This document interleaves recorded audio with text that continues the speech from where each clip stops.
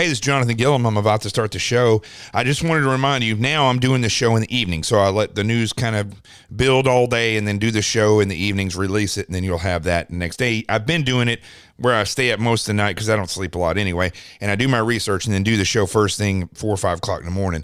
But I think this is better. I think people are kind of going to get more out of this because I have the day to kind of wrap things up. So I hope you like it. It seems to have worked out well. The numbers are still going there. Make sure you tell everybody about it. And I want to give you your tasking for Friday and over the weekend.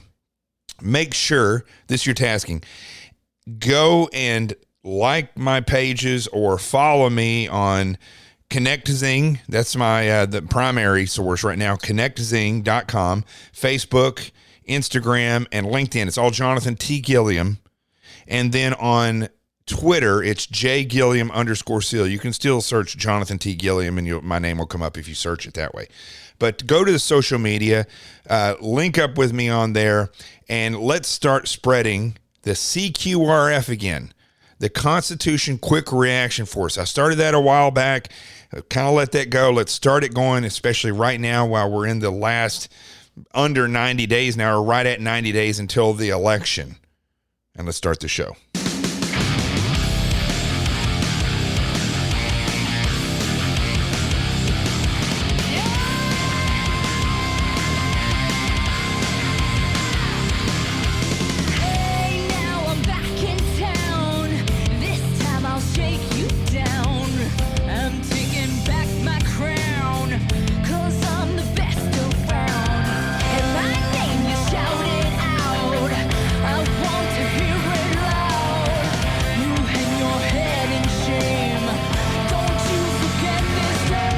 This is Jonathan Gilliam back on the Experts Podcast. Happy Friday. The truth has arrived.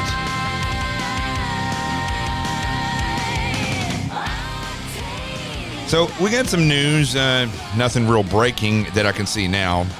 It's late in the evening on Friday, so you'll be able to listen to this all weekend before I do a new show on Monday. But I was going to start out just talking about the news and the headlines, but something just occurred a minute ago. Well, it's not a minute ago. I mean, I just read it a minute ago. That one of these, for all the QAnon people out there that love or hate me, it looks like one of your own, a guy that goes by the name of Educating Liberals, Dylan Wheeler. I personally have never heard of him before, but evidently, he has turned his back on Q, and also, and this is a guy that has a big follower. I mean, he had a big following on Twitter, and I guess on Instagram, he's got 352,000 followers. I mean, that's a lot on Instagram. I don't know what these people do to get these, which I'm going to talk about in a second, to get this many followers. But evidently, he goes on record saying that that Trump is a satanic Masonic Mason member and Satan worshiper or something. I don't remember exactly how he says it. I'll see if I can find the little sound bite here. But it's actually come to a shock, I guess, for a lot of different people that this guy has actually said this. And he also goes into a rant saying that hydroxychloroquine is given to people, and that it is now that hydroxychloroquine, when you take it, helps 5G absorb into your brain. Good Lord. Here's a soundbite. Hold on, let me see if this plays, how loud this. I don't have it on my, actually I do right here. And now this is where I really have to break your guys' heart. I mean, guys, this made me sick to figure out, because like I said, I was practically worshiping Donald Trump without even knowing it. And Donald Trump is a satanic Freemason. And now this is where I really have to break. I don't know who this guy is. I'm pretty sure the president is not a satanic Freemason. I don't know if he's a Mason or not, but I'm pretty sure the guy's not a Satan worshiper. But anyway, the reason I'm even bringing this up, okay, I don't expect the majority of people that watch it, listen to this show, are Q followers. I don't expect that the majority of people that listen to this show know who this guy is. And if you do, okay, maybe this comes to a shock to you. But here's the reality with the majority of these people that are out there, that are these social media gurus that somehow get millions of responses, in their tweets, or hundreds of thousands of responses, people that have millions of followers on social media. And when you look at them, they all kind of fall into this category of, I've never really used that word grifter. That's just something that people have started using recently, or LARP, live action role player. I don't get into those terms. Here's the reality of what these people are. They're fake. A lot of these people are a part of a bigger picture of information manipulation. Whether it is, like, for instance, I was watching a show about Cambridge Analytica, the ones that did all this information manipulation and scrubbing all your Facebook and all these other accounts. They have what's called data points. Okay, so they look at you and anybody. They figured out certain things that they can look at online. Because remember, I told you just a while back that it wasn't just Cambridge Analytica. They somehow became the target of the media on the left when they found out that they were involved with Trump and with Brexit, but over in Europe. But the reality is these data points and the collecting of information so that they can figure out who you are and put you into categories of how you think has been going on for a long time. I was watching this documentary about Cambridge Analytica and about how they scrubbed all this stuff, the social media, and came up with this stuff. And what was interesting is when they mentioned Obama and his election, they said how his election campaign had figured out how to use Facebook and social media like no one else before. They were the first ones to ever do that. They didn't really quite, talk about how they were doing the same thing that Cambridge Analytica is doing, right? So here's how this works.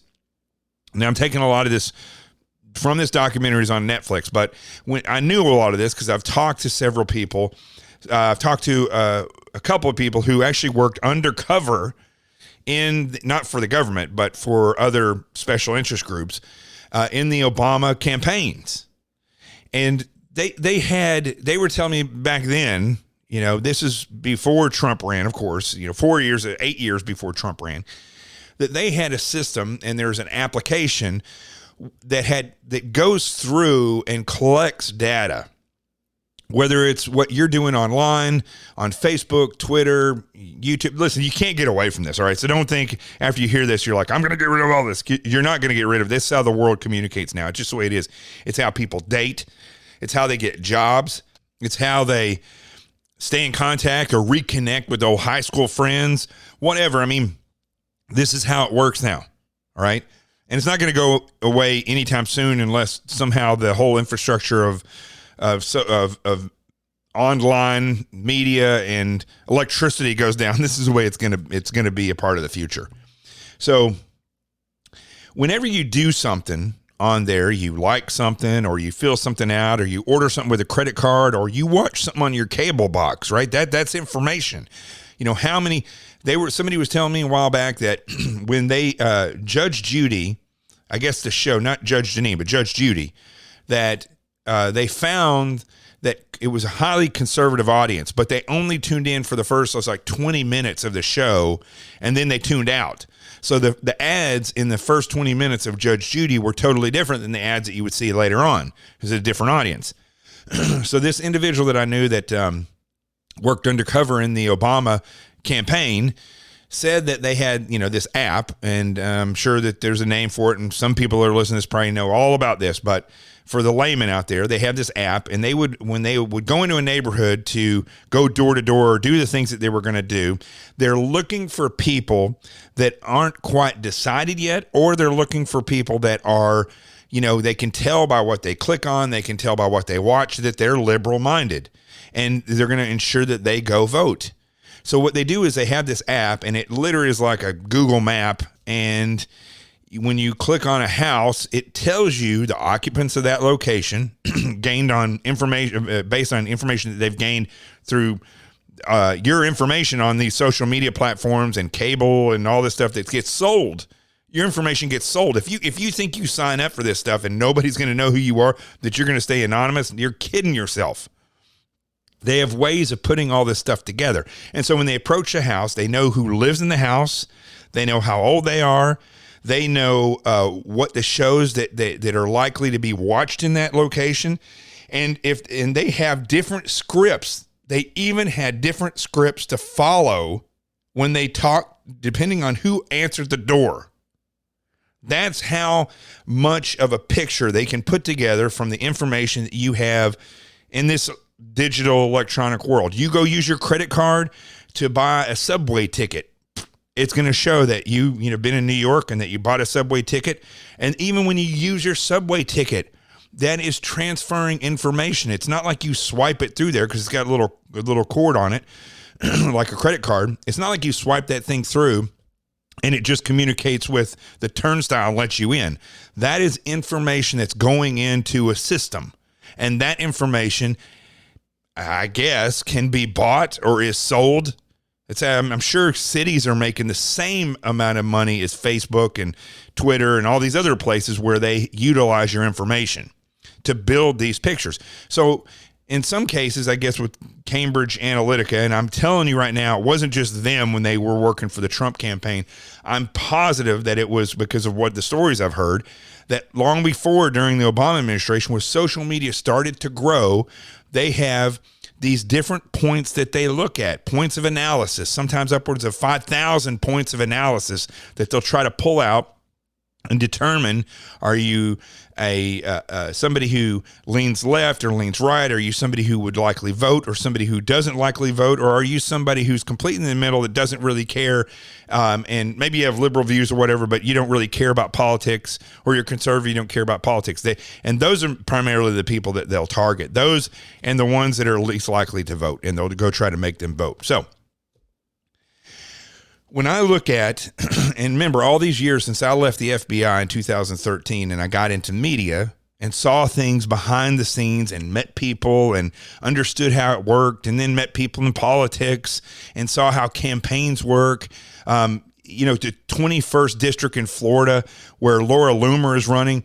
I mean, this is beyond belief that people would run a campaign for somebody who's 26, 27 years old, who's never done anything, and that the Republicans down there would support somebody like that who has no experience. I mean, it's just the same way in the Democrats when they supported AOC. She's as dumb as a box of rocks. Yeah, I know she went to Columbia, yada, yada, yada. She knows nothing about how the real world works. She never lived in the real world. She may try to make it sound like she grew up hard and was a bartender. She doesn't know how the real world works, nor does Laura Loomer. And the 21st district down in Florida, you guys, I spent time down there and went and spoke at Trump Club down there. And some of the people that I met, amazing people that showed up and bought my book. But let me tell you, the people that I met who are a part of the Republican establishment, literally, because I meet these people every now and then. In 21st district down there in Florida, they have a lot of these people. And it literally turns my stomach when I'm around them. And they don't care if you're a veteran. They don't care I don't even care if I don't think they even care if you're conservative. If you can make them money and if they can get, stardom out of it, they all have stars in their eyes when they're there. Oh yes, I've met Trump before. And then you see a picture and it's like any other picture where somebody stood in line and got a handshake with them when they do a photo op. Just like when I used to do security for these, famous people, and you would see, they have these where people pay money to come and take pictures with them. They stand in line, they get a little picture, and then they walk off. It's not like they know the person. It's not like they know them. Not even like they're really anything special. They went to a fundraiser. Sometimes they just got, because somebody else bought them tickets. So the whole point of this whole tirade is that this data collection not only can be used to get you to vote or to influence you, because you're going to be certain things that they're going to push towards you on social media to try to influence you one way or the other. You're going to be targeted. Well, those same people that own these data points can pick people and then make them famous, basically, on social media. And they then take the message that they're trying to push and they push it through these people. And this, I think, is completely missed on most people when they talk about Facebook and Twitter and all these other social media platforms, Instagram, LinkedIn. LinkedIn is highly for not even, people don't even realize that I put something political on LinkedIn. I've been doing this a lot. I was going to tell you about this experiment the other day and I forgot. But you put something on LinkedIn and there's all kinds of political stuff, but you put it on there and people say, don't you realize this is LinkedIn? You shouldn't be putting politics stuff on here. It doesn't belong here. I don't know if those people realize they're all being targeted. All of them are being targeted one way or another by these political campaigns and the way that they utilize these points of reference that they can collect as points of information. So the other way that they utilize these things is not to directly influence you with other information. They use these points to build their talking points so that they're basically their spokespeople. I don't want to use the word spokes. They're influencers, I guess is a better word. Their influencers can then go on to social media and craft an image. Oh yeah, this is a young black conservative woman. And she has this message and she testified in front of Congress and this and yada, yada, yada. And she's here and she's on this network and she's on that network. Oh, and she's controversial. She said this. Well, listen, folks, people like Candace Owens, you can go look at their background. And for those of you that just take what she says for gospel and have never looked at what she said before about President Trump, you would see that she avidly said nasty, terrible stuff about Trump before. And suddenly she becomes the conservative black female spokesperson. No, I don't think so. You see this, it's too crafted.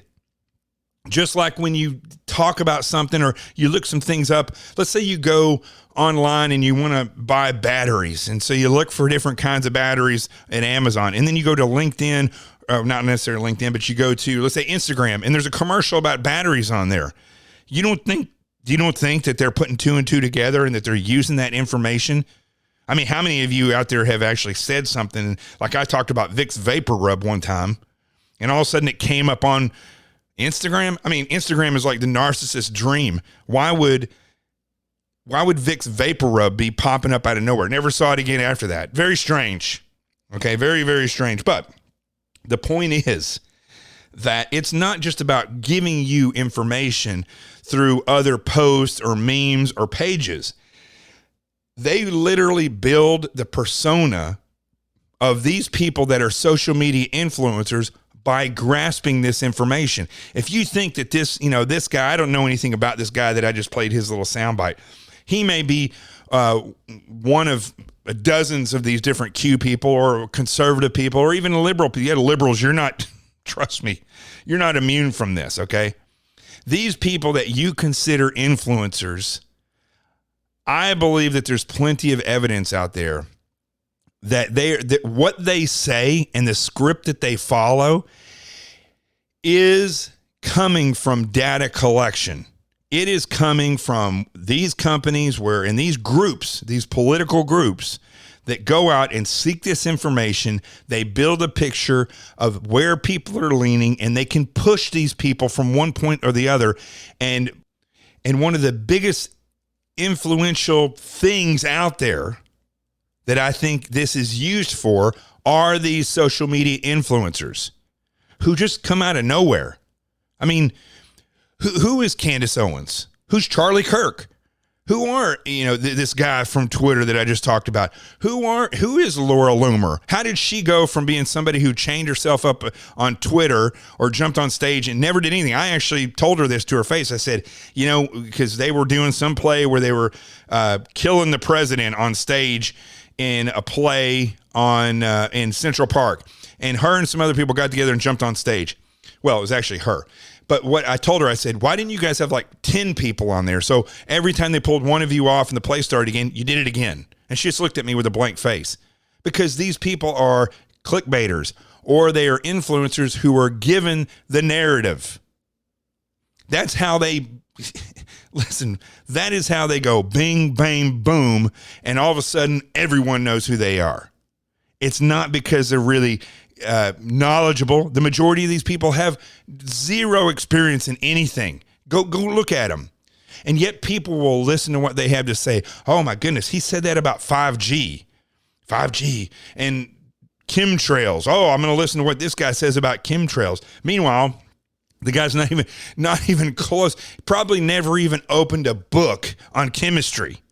And you're going to put him up there as this expert on chemtrails or on 5G or the conservative movement, or if you're a liberal on how we should be going down the road, like all you Antifa idiots who believe this stuff nonstop. You don't think that you're being fed a bunch of crap by the left? And that's what's forming you through these influencers and this influential information. And in your case, people are actually having meetings, face-to-face meetings, who've never done anything. How do they all of a sudden realize that this is what's best for the world, that communism or socialism or globalism is best for the world, when they've never done anything? I'll tell you why. I tell you how. Why is because you're gullible and they know it. Why is because they're trying to move the country or the world in one direction or another. Why is because they have political aspirations, and many of these people in politics are megalomaniacs. Remember, I talked about this before. There's people who train their entire lives to be in a sport. Tiger Woods' dad raised him to be a golf player. The kid was playing golf at a very young age, and his dad pushed him until he got and became the greatest golfer in the world. There are people that are driven to politics just the same way, except it's not to be the best. It's ego, to be in control, to be in power. These people, that is the why. When they get this, and the thing about social media and how this has changed everything is that somebody like Hitler or Stalin or Pol Pot or Mao, all these people had to, they could only be effective, or Mussolini, they could only be effective when things were down and out and they needed a hero.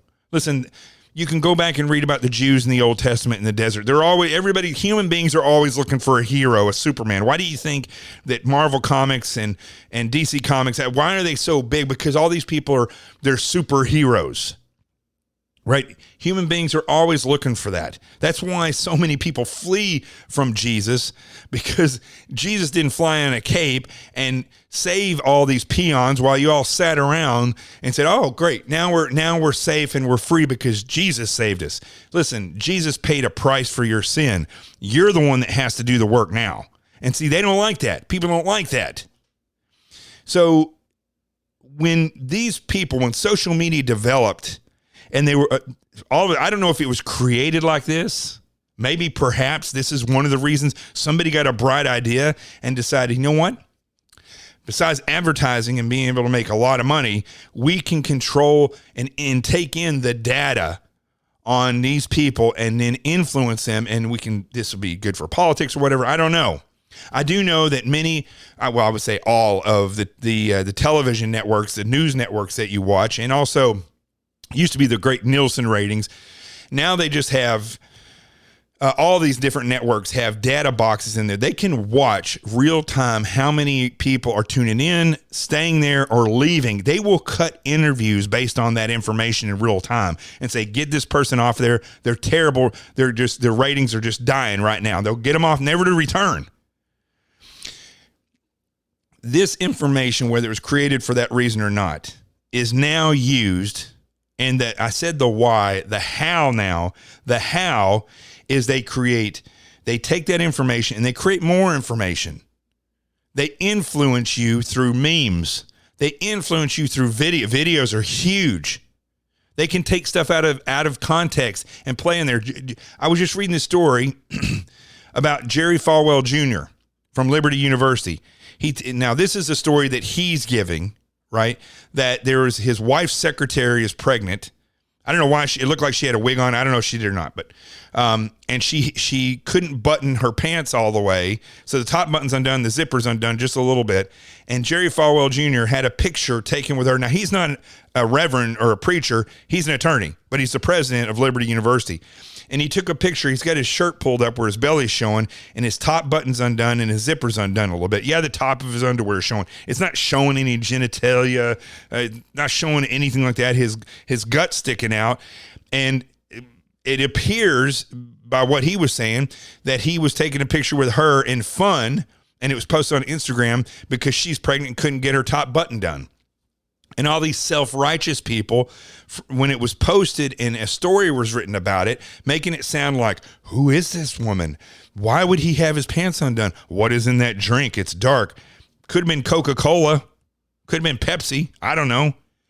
But there was nothing racy in that. I saw it and I'm like, oh, okay, I didn't know she was pregnant. It looked like they were both sticking their guts out. I was thinking maybe they just ate a whole bunch of food. People like Meghan McCain comes on and says, like, this is terrible. He shouldn't be ashamed of himself. And he is taking a leave of absence from his position now over this picture. But this is one of the ways that this information is used. This is a reverse way. They can take this, they can write a story and see how it affects people, see if people are chatting about it, see if this comes up, and then they'll double down on it with their influencers who will go on and do shows with a narrative, and they will just pummel these people. So pictures, videos, memes, and these influencers, it's highly dangerous.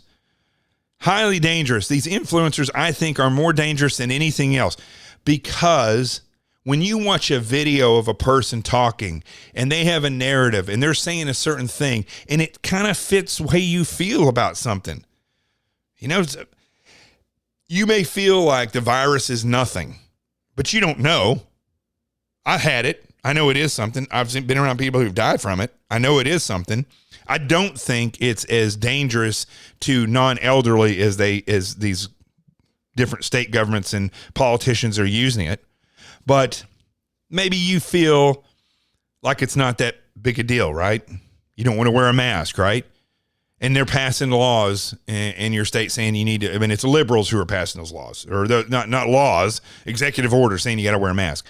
If we put 10 influencers out there or 5 influencers out there with videos of them talking about the nonsense of these masks, or somebody else goes out and says a video, and influencers that are watching this, these people who collect this data, they see that video is starting to spike. They themselves will spread that video all over the place. That's how these things go viral. It's not just because like-minded people saw them and started using these pictures. It's because a lot of the times the people that are trying to influence are reading the data and then they push it out more. By the way, a little side note here. My Fitbit just reached 10,000. Now, this is total side note, but it's kind of an example of how this goes, right? You wear a Fitbit. And you're trying to lose weight or you're trying to stay in shape. So you go and you're trying to get 10,000 steps. That's the magical thing, 10,000 steps a day. If you wear your Fitbit and like I'm sitting here talking and I'm moving my hands around while I'm talking, it's recording each one of those movements as a step. Or one day I'm driving down the road and I look to see what time it was. And as I turn my wrist over and it lights up, I'm noticing as I'm driving that I'm getting steps on my Fitbit. Now, how does that have to do with this? Because people are believing that they've walked 10,000 steps when they haven't. I can sit here in a heated conversation, moving my hands back and forth, and this Fitbit is recording that as steps. Or I can go on a 4-hour drive and somehow reach 8,000 steps. And people they're not realizing this thing is lying to them. That's a good reference. At least I know when I do go walk, how far I'm, going as far as like the steps I'm taking when I go walk or jog. It all comes down to information collection and how it is being given to you. And if you realize, I know this happens with my Fitbit, so I don't necessarily trust what it says, but I use it as a reference.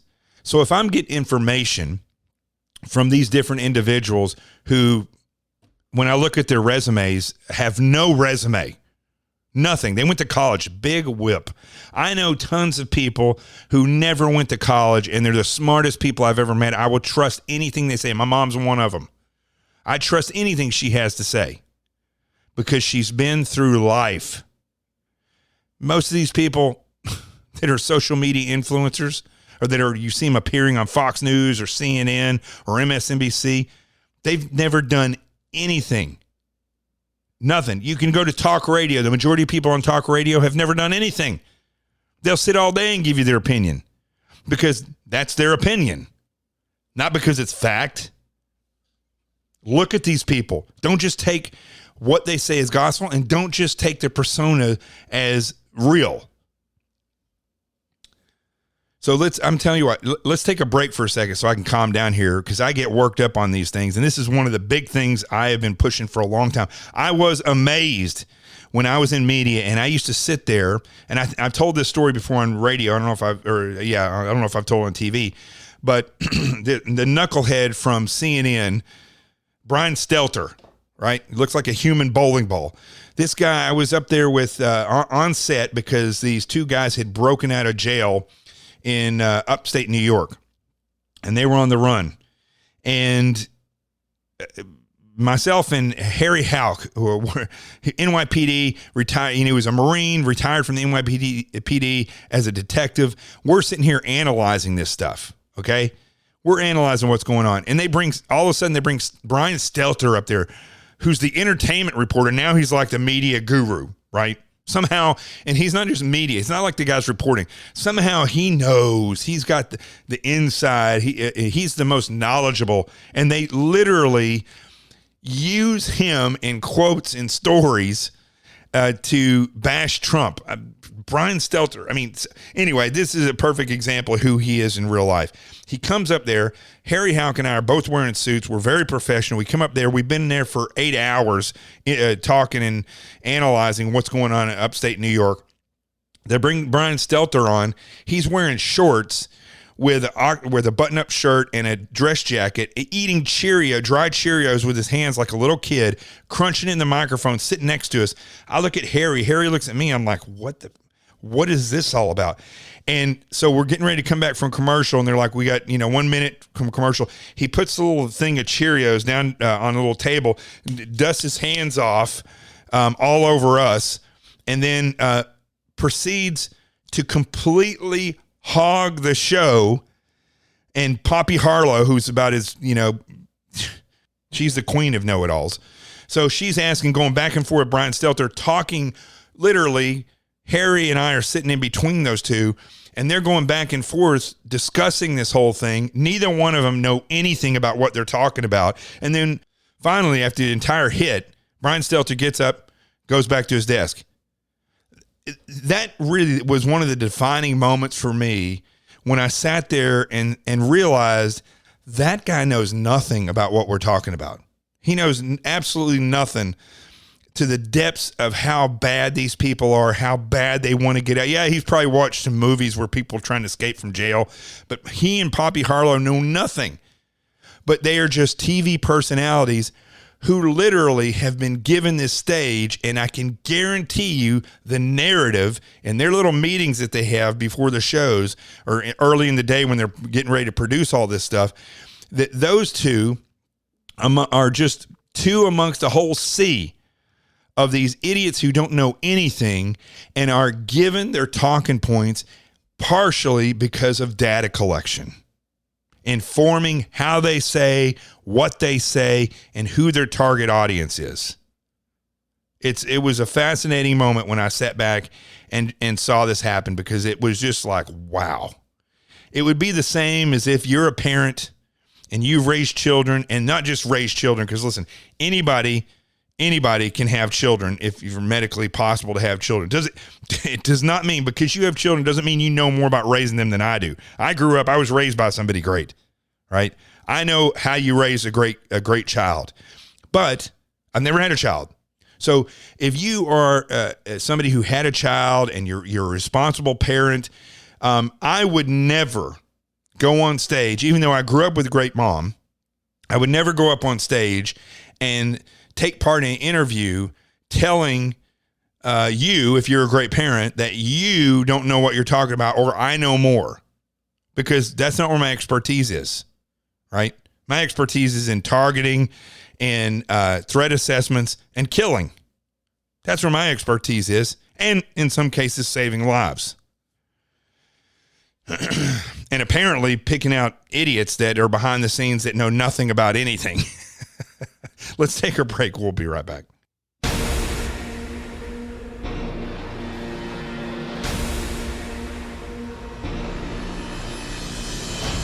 Now, I know you guys hear me talk about my books all the time on this show, but I have to tell you, if you have not ordered Sheep No More, The Art of Awareness and Attack Survival, right now is the time when you should be doing that. Honestly, look around. Is anything getting safer in this country? I don't think so. And you need to start taking responsibility for your safety. You may not have law enforcement showing up at your place. So now is the time when you need to assess your threats. Now, the way you do that, the way you assess your threats, is you read Sheep No More, The Art of Awareness and Attack Survival, and you apply what I teach you in that book. The first half of the book is set up to show you how attackers look at you, why they would attack, who would attack, when it would happen, where it would happen, and how it would be carried out. You divide your life into sectors, and basically, it's not rocket science. You look at yourself from their point of view. I just show you how they do it. The second half of the book shows you how to take what you've learned and then build better defenses, awareness, plans of action, and strategies to mitigate these threats of attack. Sheep No More, The Art of Awareness and Attack Survival. There's 2 workbooks that go with it that you can order after that and actually apply it. Workbook number 1 is the Threat Assessment Workbook, and workbook number 2 is the Defense Assessment Workbook. So they go right along with the book. The first one is like the first half of Sheep No More. The second one is like the second half. And then, because I just didn't think that was enough for you to secure your home, I came up with a children's book with Danielle Kreiner, who did the illustration of it. We put safety, communication, and awareness lessons all in the pictures. It's called The Adventures of Team Little Bigs, a parent's book for children. And why is it a parent's book for children? Because you go to teamlittlebigs.com and get the lesson plans, hand the book of pictures to your child, and then you teach them 2 to 8 on awareness, communication, and safety. Sheep No More, The Art of Awareness and Attack Survival. It's 2 workbooks, and The Adventures of Team Little Bigs, a parent's book for children. This is how you secure your homeland.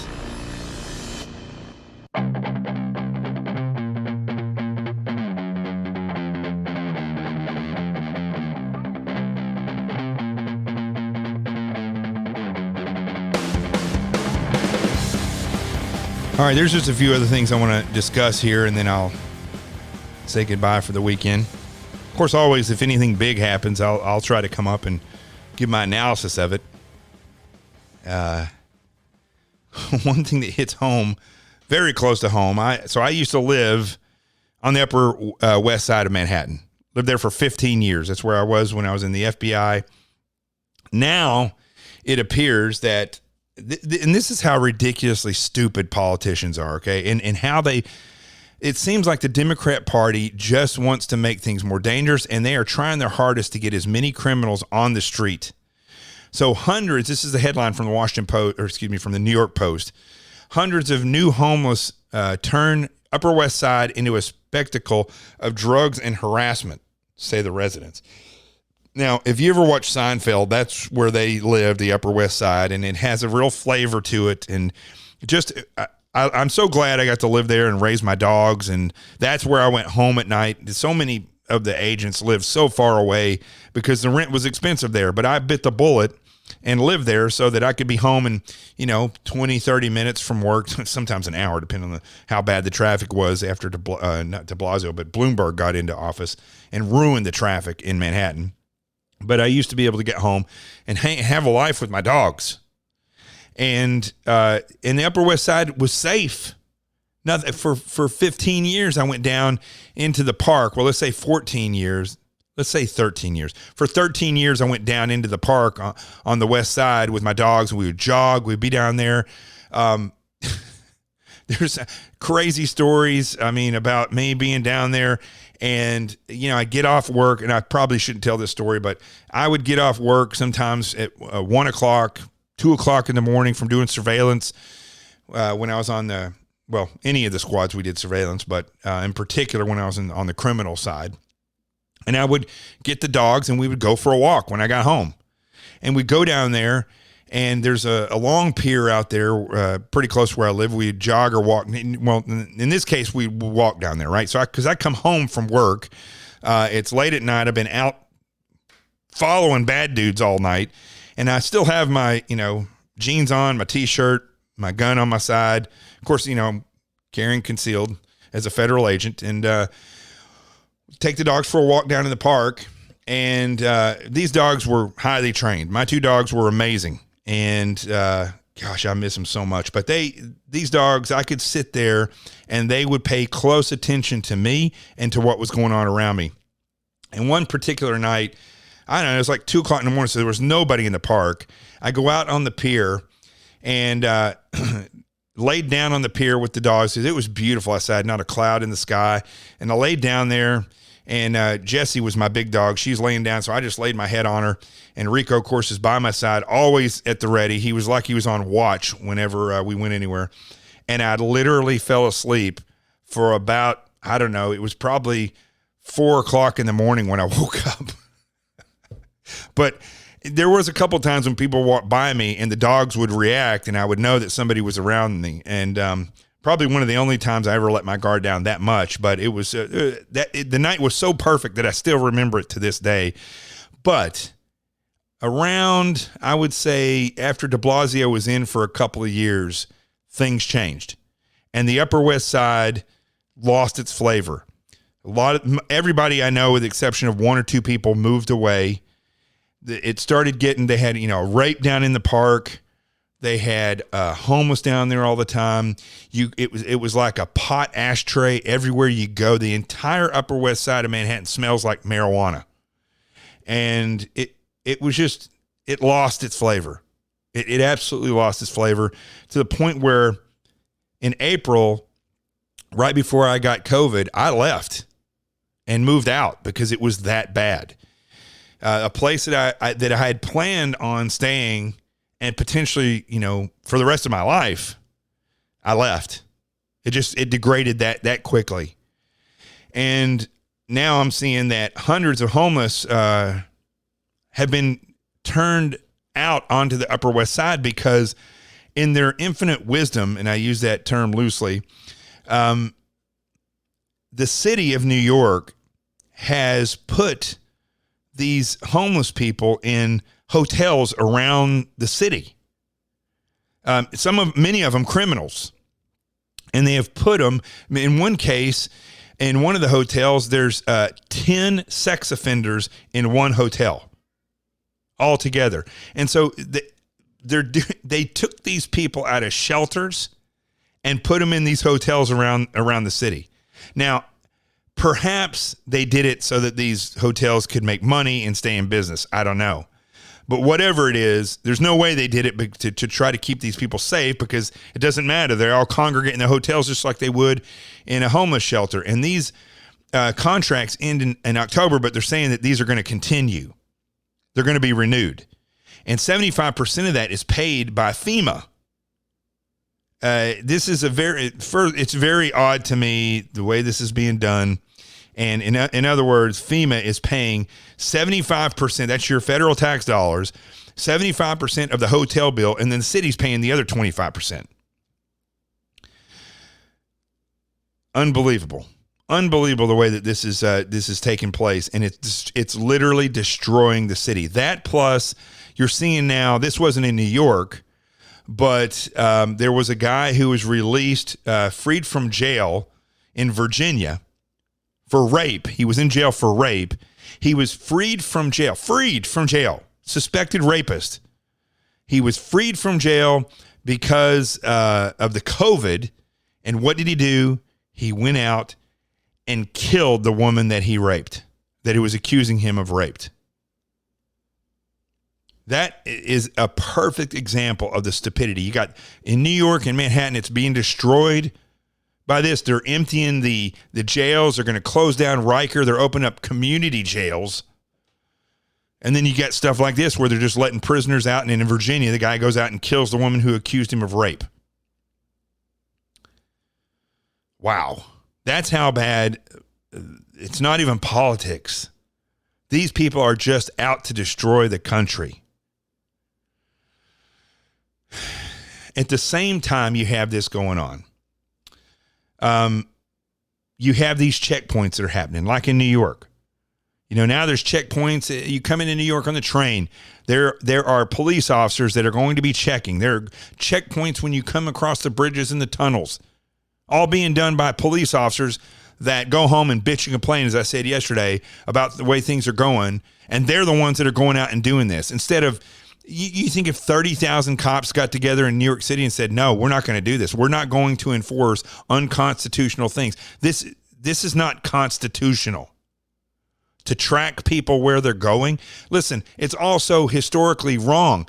There in 1918, when the virus went through the Spanish flu, there was an entire city that tried to do the same thing. They locked the whole thing down, wouldn't let anybody get in. And the postman came through and gave it to everybody. And they had massive death. Whereas other places, they wore masks or they quarantined. But eventually the people who got it, got it. And now, as we look at then and we look at the way we've handled it now, the first problem is that there's no plan.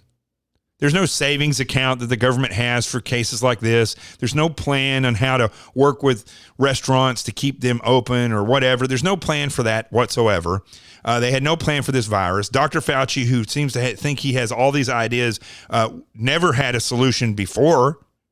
They didn't. It's not like they had the whole process. Don't worry, we have it all figured out. And we're going to train the American people every year. They didn't do that. There was no plan in play. And so now the way you look at this, the way they're quarantining people, the way that they're oppressing people, you look at Los Angeles where they're saying they're going to shut off your water and electricity if you have a house party. It has gotten to the point when you add all these things together. I mean, folks, I can't understand why anybody would vote for the Democrat Party. I really can't. In fact, I don't know why we haven't had a complete uprising and rebellion against politics in this nation in general. I challenge you to go look at the way it's ended for other politicians who have been megalomaniacs like this in the past. It didn't end up too well. I'm not so sure about this one because American people, quite frankly, I'm going to be honest with you. I was up in Albany this past week, and everybody's chanting New York Strong. You look all over Albany. They got the signs, New York Strong, signs on the road, New York Strong, people chanting New York Strong. Listen, don't kid yourself. The United States citizenry is weaker than it's ever been in its history. It is a country full of people who literally will not stand together against tyranny. You just won't. I know that there's people listening to saying, that's not true. I'm angry. I just need to be told where to. People aren't getting together, folks. You may want to. And see, here's the problem. I keep getting people writing me over and over again. I mean, I have plans of what I think should happen. But why aren't you people writing me saying, I think this is what we should do? You reach out to me or you reach out to other people. Because I talk to other people that are influencers that have real experience, and they say the same thing. People want to know what to do. Well, the first thing you should be doing is getting together and getting to know each other and having these. We have these Back to Blue rallies. What about the American people? Stand Together rally. I mean, listen, it's not like the police are standing with us. I'm going to be honest with you. I know there's cops that listen to this, but you may be individual cops, but it's not like the police departments are standing with the people. It's not like they're sitting here saying, well, I don't know if we should be doing these checkpoints or forcing people to wear a mask, or I don't know, maybe we should be looking at history, or this is the best one, right? in multiple cities, I've read reports where they have undercover units, including in New York, where they will follow you home and make sure that you are quarantining, or they will follow you home to see if that's where you are staying. If you come in somewhere. And it has to do with this. They're using the virus as an excuse. I mean, go ahead, just put a brown shirt on. Because it certainly seems like you guys are going down the road of the Hitler youth or the Gestapo that they used, or not just Hitler. I mean, all these people had strongmen. And quite frankly, I've been to all these different law enforcement rallies, and I can guarantee you walk away from that rally supporting the blue, and the governor or the mayor or the mayor of that town or the governor of the state or, some kind of county executive says, well, here's what we're going to do. All right, we're going to start stopping everybody. And if they have not had the virus, or if they don't have paperwork that says they have, they're going to have to wear a thing around their arm with C on it for coronavirus, a big yellow band around their arm. I guarantee you the majority of cops would say, okay, that's what we got to do. We're being told that's what we got to do.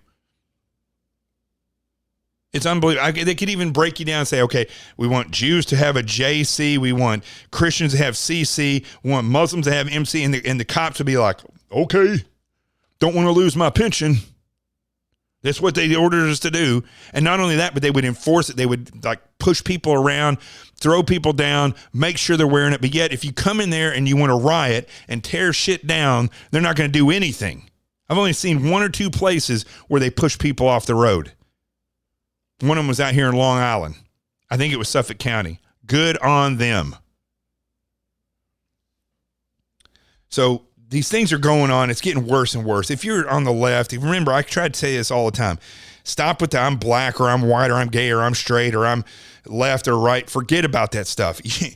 You don't know oppression until you get a communist, socialist government in office. And you're kind of getting that now. So let's see what else here. I'm looking at this. It says U.S. border tunnel appears to be most sophisticated ever in the history of tunnels. Well, evidently it wasn't sophisticated enough because they found it. That's all I'm going to say about that. Excuse me. Here's some good news, okay? Utah protesters charged with potential life sentences. That is good news. Some of these Black Lives Matter protesters that come through and tear things up or deface certain things in Utah could face a life sentence because it's considered a felony and under a certain rule that had to do with gangs that was created in the past. Let me see if I can see when it was created. It was 1990s era law. That had to do with gangs, and were overrun with gangs. So in Utah, they started passing laws that if you were a part of a gang, that you would be considered for a life sentence. And these people, because of the coordination that they're having, not only in Utah, but around the country, they're looking now at potentially charging these people and giving them a life sentence. Listen, there's always good news. There's always some good news. What else here before I close it out? Because I'm kind of hitting on this one particular theme. Okay, here it is. I'm going to end with this. This is out of, I don't know, some obscure online thing that was on Drudge Report. Americans continue giving up citizenship at record levels, reports Bainbridge Accountants, New York. Okay? This is all I'll say about that. Good. Go away. If you don't want to be an American, you don't want to stand for what this country is and the Constitution is, just go away. Episode 83 in the books. We're just cranking these things out. Now, here's what you have to remember, and I hope you listen to the whole show and not just a soundbite, because every time you swipe a credit card or click on social media, listen to a radio show or watch a TV show, there are points of data that are being collected and an image of you is being presented. That image is things that you do in private. And it's not just Facebook and Twitter and social media platforms that are gaining this and selling it. Politicians use it to form the persona that they present to you. So it's a lie a lot of the times. And these social media influencers, don't think that they just pop out of nowhere. Most of these people have no knowledge or experience. They are created using those data points. That's why they say exactly what you think. It's fake. I'm Jonathan Gilliam. This is The Experts. The truth has arrived. Peace, and we're out of here. Have a great weekend, everybody.